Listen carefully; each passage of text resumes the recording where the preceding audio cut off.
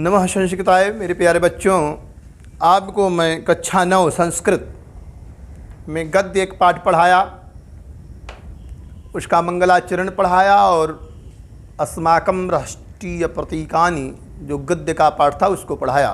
पद्य में मंगलाचरण पढ़ाया और आज हम पहला पाठ जो पद्य का रामस्य पितृभक्ति ही है उस पाठ को पढ़ाएंगे।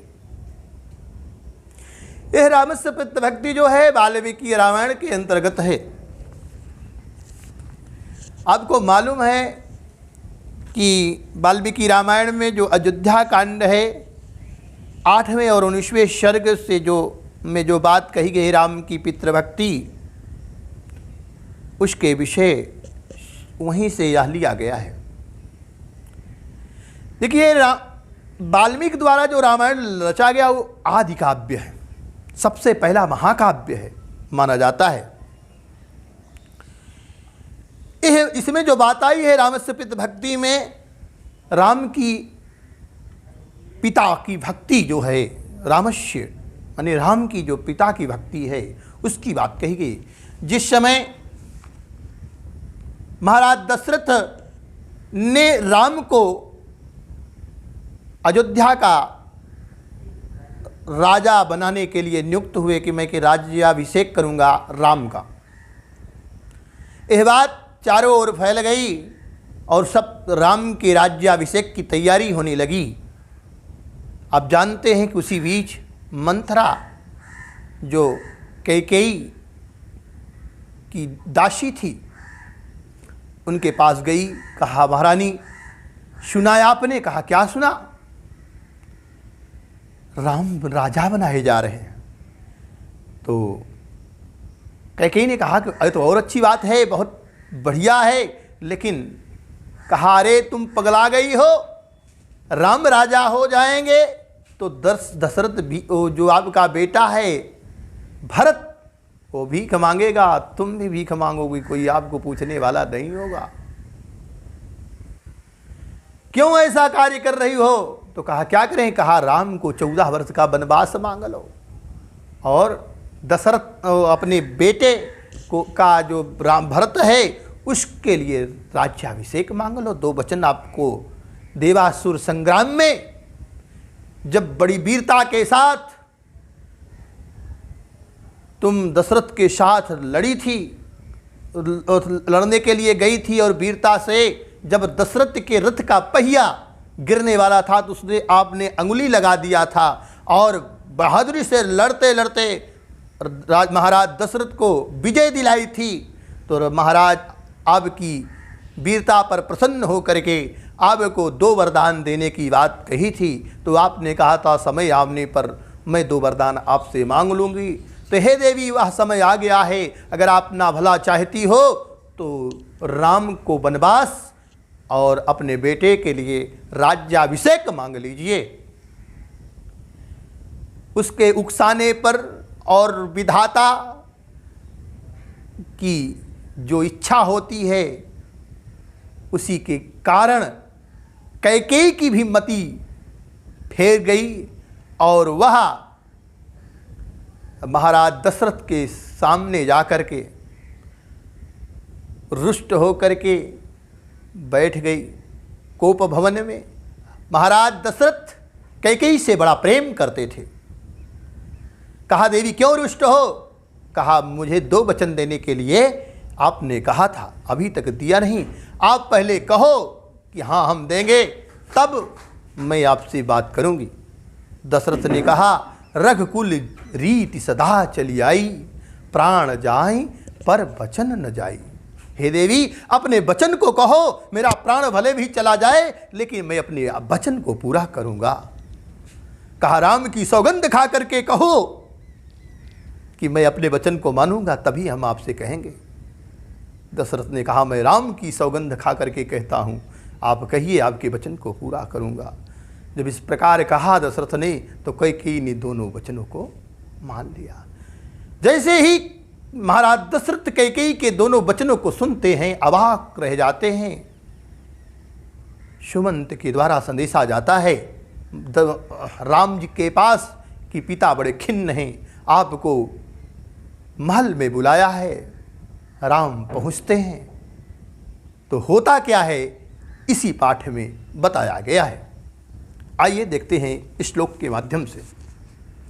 पहला श्लोक है, शाददर्शासने रामो निषेणं पितरं शुभे कैकेय्या सहितं दीनं मुखेन परिशुष्यता। शाददर्शासने रामो निषेणं पितरं शुभे कैकेय्या सहितं दीनं मुखेन परिशुष्यता। शाददर्शासने रामो निषेणं पितरं शुभे कैकेय्या सहितं दीनं मुखेन परिशुष्यता। सामान्य वह ददर्श, ददर्श माने देखा, आसने माने आसन पर, राम राम रामो राम प्रथमाएक, वह राम जो है देखे, क्या देखे, आसने माने आसन पर, निशयनम माने बैठे हुए, पितरम माने पिता को, एक सुंदर आसन पर बैठे हुए पिता को वह राम जो है देखे कि मेरे पिताजी एक सुंदर आसन पर बैठे हैं। और कैसे बैठे हैं जानते हो? कैकेय्या सहितम, कैकेयी के साथ बैठे हैं। मेरे पिता जो दशरथ जी हैं वो सुंदर आसन पर कैकेयी के साथ बैठे हुए हैं। और क्या हाल है उनकी? दीनम मुखेन, उनका मुख बड़ा दीन है, मलिन है, लटका हुआ है।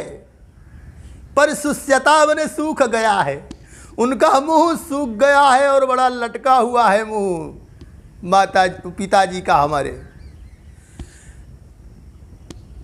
सह ददर्श, वह देखे, राम राम, वह राम ने देखा क्या? आसने निशयनम पितरम, आसन पर बैठे हुए पिता को, कैकेय्या सहितम, कैकेयी के साथ आसन पर बैठे हुए पिता को, शाददर्श, वह देखा। कौन? राम, वह राम ने देखा। कैसे हैं वो? दीनम मुखेन परिशुष्यता, उनका मुंह दीन है और सूख गया है, वो बड़े दुखी हैं और उनका मुंह सूख गया है। दूसरा श्लोक देखेंगे, समझ में आ गई बात। वह राम अपने पिता और कैके को सुंदर आसन पर बैठे हुए माता कैकेयी के साथ, दुखी मुख वाले, जिनका मुंह सूख गया है, आसन पर बैठे हुए वो राम अपने पिता को देखते हैं। देखे तो हुआ क्या? देखने के बाद सहा पितुश्चरणों पूर्वम अभिवाद्यो विनीतवत ततौ वंदे चरणौ कैकेय्या सुसमाहितः। शापितुश्चरणौ पूर्वम् अभिवाद्यो विनीतवत ततो वंदे चरणौ कैकेय्या सुसमाहितः। सः पितुश्चरणौ पूर्वम् अभिवाद्यो विनीतवत, सः पितुश्चरणौ पूर्वमभिवाद्यो विनीतवत ततौ वंदे चरणौ कैकेय्या सुसमाहिता। सः माने वह, पितुश्चरणों पूर्वम अभिवाद्य, पिता के चरणों को पहले अभिवाद्य माने प्रणाम किया, अभिवादन किया। कैसे अभिवादन किया? विनीतवत माने विनम्रता के साथ। वह राम पहले जब अपने पिता को बैठा सुंदर आसन पर बैठा हुआ देखा, उनका मुख सूख गया था, बड़े दुखी थे, कैकेयी के साथ बैठे हुए थे, तो पहुँचे, सबसे पहले अपने पिता को विनम्रता से अभिवादन किया, प्रणाम किया। सह पितुश्चरणौ, पिता के चरणों को, पूर्वम मने पहले, अभिवाद्य मने प्रणाम किया, विनीतवत मने विनम्रता से। तो उसके बाद क्या हुआ? बबंदे चरणौ कैकेय्या सुसमाहितः। बबंदे मने वंदना की, किसके? चरणों माने चरणों की, कैकेय्या माने कैकेयी के चरणों की वंदना की। उसके बाद अब कैसे? बड़े सुसमाहिता माने सावधानी से वंदना किया। सुसमाहिता शब्द देखिए, आइए, सुसमाहिता माने सावधानी से कैकेयी के चरणों की वंदना की। तीसरा श्लोक देखेंगे, रामे तुक्त्वा तु वचनम बाष्पपर्याकुले क्षणः ससाको नृपतिर्दीनो नेच्छितुं न विभासितुं रामेत्युक्त्वा तु वचनं बाष्पपर्याकुलेक्षणः ससाक नृपतिर्दीनो नेच्छितुं न विभासितुं रामेत्युक्त्वा राम इति उक्त्वा राम ऐसा उक्त्वा माने कह के तु वचनम राम ऐसा केवल बोले, इस प्रकार वचन बोले। ऐसा कहने के बाद वाष्प पर्याकुलेक्षणम उनकी आंखों से आंसू भर आया, उनकी आंखों में आंसू भर आया। राम कहने के बाद उनकी आंखों में आंसू भर आया। तो नृपतिर्दीनो ओह दुखी नृपति माने राजा, नेच्छ तुम ना तो राम को देख सके और ना भी बात हो तो ना तो कुछ बोल सके। ससाक मने सके।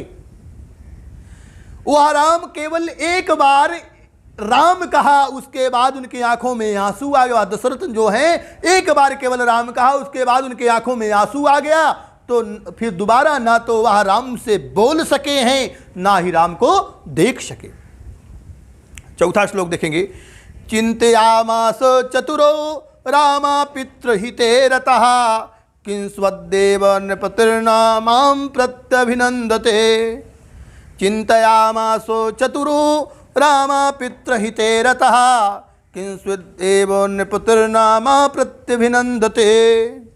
चिंतयामास चतुरो रामः, ओह चतुर राम चिंता करने लगे। पितृ हिते रतः, हमेशा पितृ के हित में, पिता के हित में लगे रहने वाले जो चतुर राम हैं वो चिंतित हो गए। क्या बात है? किंस्विद अद्यैव नृपतिर्न, क्या बात है आज जो मेरे राजा हैं, मेरे पिताजी हैं, नृपतिर्न माम प्रत्यभिनंदति, मुझको देख करके आज आनंदित क्यों नहीं हो रहे हैं? मुझको माम माने मुझको, प्रत्यभिनंदति आनंदित क्यों नहीं हो रहे हैं? क्या बात है? इस बात को लेकर के राम चिंतित हो गए कि आज क्या बात है कि मेरे पिता तो जब मैं आता था इनके पास तो मुझको देख करके खुशी हो जाते थे, आनंदित हो जाते थे, लेकिन आज मुझको देख करके यह क्यों आनंदित नहीं हो रहे हैं? प्रसन्न होकर के बातें किया करते थे लेकिन आज प्रसन्न होकर के बातें नहीं कर रहे हैं। क्या बात है? इस बात को लेकर के चिंतित हो गए राम। 5वां श्लोक देखेंगे।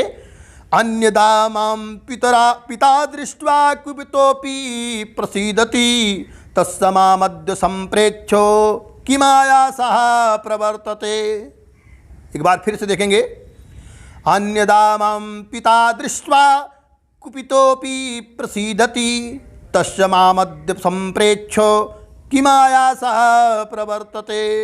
अन्यदा माने और बार तो हम आते थे, अन्य समय पर जब मैं आता था तो माम पिता दृष्ट्वा, मैं मुझको जब पिताजी दृष्ट्वा मैंने देख करके, मुझको जब पिताजी देखते थे तो कुपितोपि प्रसीदति, जब क्रोधित भी रहते थे तो मुझको अगर राम को देख लेते थे तो मेरे पिता जो है प्रसीदति मैंने प्रसन्न हो जाते थे। जब अन्य समय पर मैं आता था और बार आते थे तो राम अगर हमारे पिताजी क्रोधित भी रहते थे तो अगर लेकिन हमको देख लेते थे तो मेरे पिताजी प्रसन्न हो जाते थे। लेकिन तस्मामद्य संप्रेक्षो क्रियामास प्रवर्तते, माम आद्य संप्रेक्ष, लेकिन आज मुझको देख रहे हैं तो देख करके आयासः किम प्रवर्तते, आयासित क्यों हो रहे हैं? आयासः माने दुखी क्यों हो रहे हैं? किम माने क्यों, प्रवर्तते माने हो रहे हैं। तस्य उसी को, माम अद्य मुझको, आज संप्रेक्ष माने देख करके, किम माने क्यों, आयासः प्रवर्तते, आयासः माने दुखी, प्रवर्तित हो रहे हैं, प्रवर्तते, आज मुझको देख करके दुखी क्यों? लेकिन और बार तो मुझको देख करके अगर क्रोधित भी रहते तो प्रसन्न हो जाते थे, लेकिन आज मुझको देख करके मेरे पिताजी दुखी क्यों हो रहे हैं? तो 5 श्लोक आज आपको हम पढ़ाए, इसको आप लोग घर पे अभ्यास करें, कम से कम 3 बार 4 बार इन श्लोकों को पढ़ें, उसके बाद इसका अर्थ लगाएं। आप तैयारी करते रहें, आगे कल आपको और श्लोक पढ़ाए जाएंगे। धन्यवाद।